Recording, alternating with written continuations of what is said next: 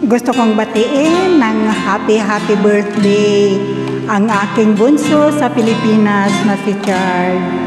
Happy birthday anak. Sana huwag kang magbabago. Kung saan ka man nanggaling, huwag mo niyong kalilimutan kung saan tayo nanggaling.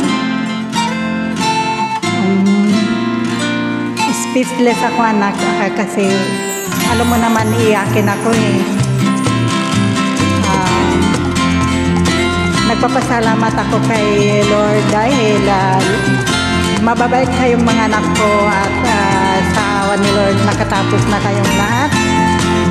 At sana matupad mo ang mga pangarap mo kung ano bang gusto mong pangarap sa future.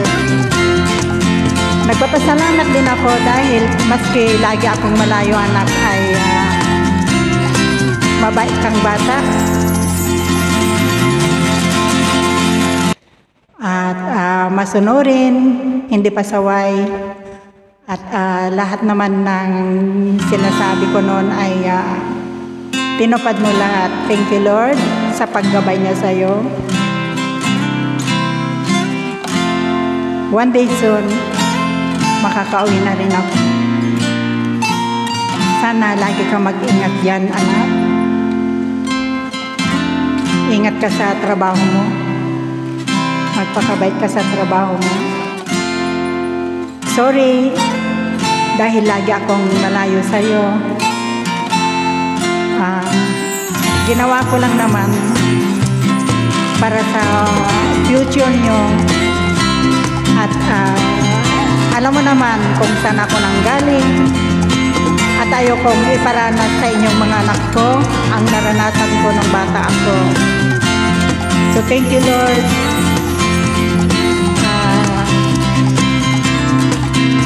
Natupad na rin yung pangarap ko na makatapos kayo. I love you. I wish you have more blessings to come. I hope you have more birthdays to come. Ang lagi mong tandaan, maski sino ka man, ano ka pa man, anak kita, I love you. At suportado ako sa iyo, kami ni Kuya mo. Mahal na mahal ka namin, ating bunso. Lagi kang ingat yan. I love you.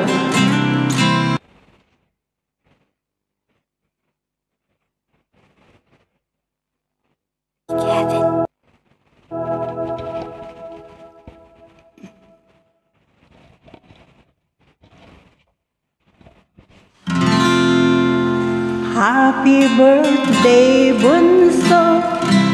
Happy birthday, bunso. Happy birthday, happy birthday. Happy birthday, bunso.